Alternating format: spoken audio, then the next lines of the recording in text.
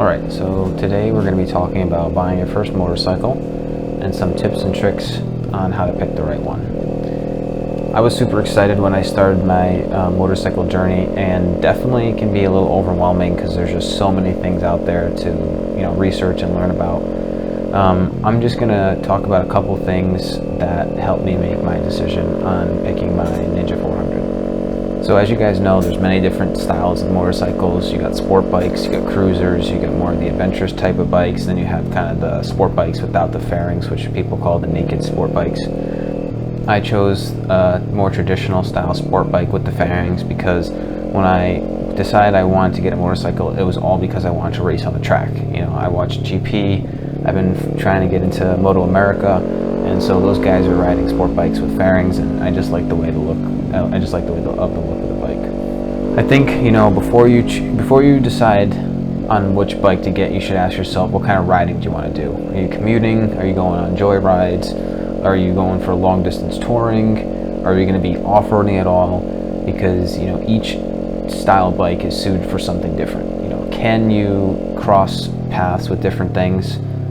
You can, but most people aren't taking like Harleys and cruiser style bikes like off-roading in the dirt. Most of the other bikes, I feel like you can modify them, right? So like if you have, at least for this like supercross style bikes, you've got guys on dirt bike style bodies with fairings, but with like street tires on them. And then for those who don't know, just quick breakdowns of the different types of bikes. You've got the sport bikes, which are more high performance. You're more leaned over, more kind of an aggressive riding position. Obviously they're designed for speed, cornering, that kind of stuff. The cruisers are more comfortable. Your body position is more relaxed, and they're easier for commuting and taking longer rides. The adventure style bikes or the dual sport bikes are good for off-road and on-road. Those are the ones that are they're kind of sporty looking, but they also have the stuff where you like the cargo containers in the back where you can put stuff in if you're commuting or going to work with them. And then the naked sport bikes kind of are more balanced. You're still upright, but you still got a sporty feel, and they're still good for commuting and stuff like that. When it comes to picking out the engine size, you really have to factor in your skill level and what your experience has been with motorcycles so far. For me, I didn't know anything about motorcycles. All I did was the MSF course many years ago, and I never acted on getting a bike right after I finished. And so I took a refresher course and then just went with a smaller 400cc bike, which has plenty of power for a beginner. You're not going to accidentally pop a wheelie on it or lose control if you're riding within your means. But that being said, I'm an older, I want to say older, I'm 30.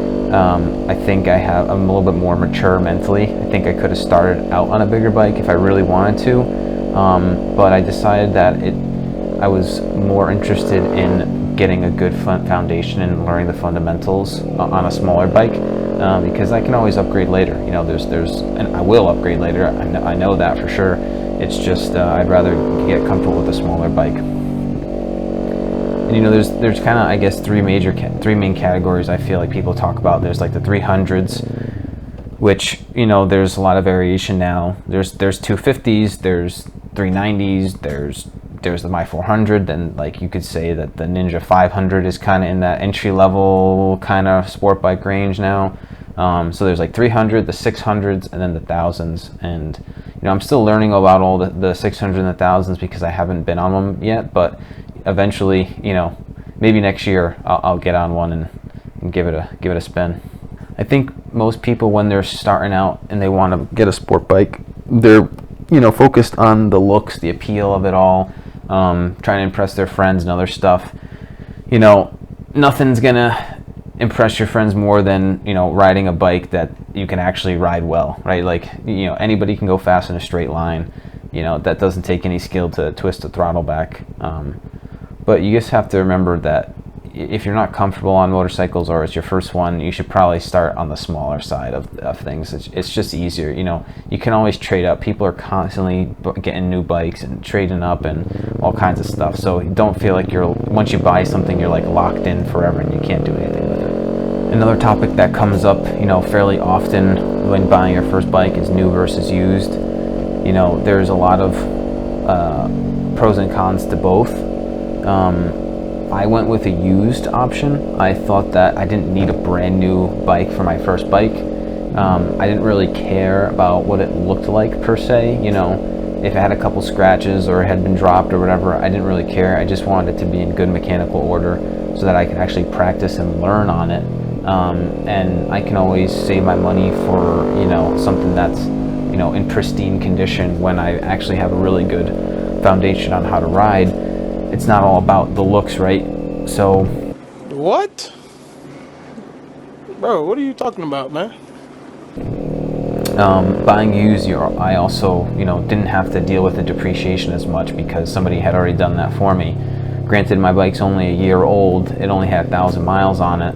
And so, you know, I didn't have to pay any of the fees, the dealer fees and stuff for it to be brand new. But I essentially, for all intents and purposes, I got a brand new bike. It just took, it took a while to find the right one, and specifically I was looking for a Ninja at 400, so, that took a little while, but I think the patience paid off, and I found something that I really liked, and it's a great bike so far. Buying new, it comes with a warranty, but I was really not impressed with the warranties on some of these bikes. It just did not seem like it was worth the money. You're going to pay a higher cost, like I said, with the dealer fees. But then again, you know that you're going to be the only one on it, and if you have to, if the break-in period is important to you, then and you want it to be done right. Some people, if you're buying a used bike, don't know if they did the break-in period right, or they just started smashing through the gears, or doing burnouts with it or whatever. So when you buy it new, you know that you're going to be taking care of it from start to finish. So there's also that kind of peace of mind. Another thing when choosing the right bike, you want to also think about the fit and the comfort, right? So not so much about how it looks, but you also want to make sure that your feet and your arms and the seat height all match you as your body type, right? So some bikes are going to be a little bit higher on the seat, and some are going to be a little lower. So if you're a shorter rider, going for a lower seated bike can be beneficial, so that your feet touch the ground, you feel comfortable. Your arms can reach the handlebars appropriately. You're not like super hunched over, or you're leaning forward too much for you if that's not a comfortable position to you, because you don't want to be cramping up on the bike when you're on it. That's not fun.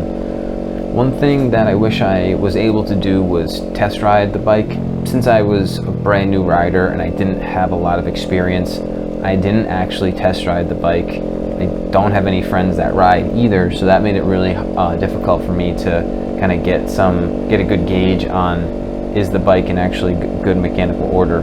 Did a thorough investigation of the bike, looked it over really well, and I actually had one of the guys at the shop kind of ride around so I could hear him going through the gears and stuff and see if anything really sounded off. But then the rest of it was just kind of taking a gamble on it. I knew it was a relatively new bike, didn't have a lot of miles on it. It's like kind of what could go wrong with it. Maybe it could have turned out into a total disaster. So far so good. It's also really important to do your research.